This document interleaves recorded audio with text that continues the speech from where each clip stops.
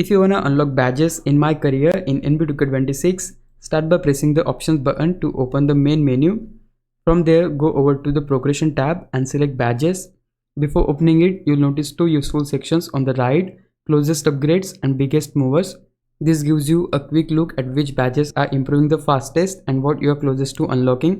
Once you open the badges section, you'll see your tier 1 and tier 2 badges. You can check each one to view your current progress. At the bottom, you'll find attribute requirements showing how much of a specific attribute you need to unlock or upgrade a badge. For example, I have Versatile Visionary.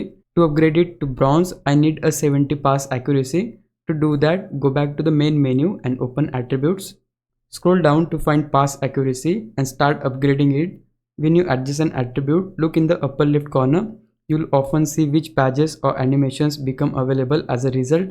If the requirements are met, you can press Y on Xbox or triangle on PlayStation to view a summary of what you will unlock. In this case, increasing pass accuracy to 70 unlocks the Break Starter or Dimer badge along with 3 new passing animations.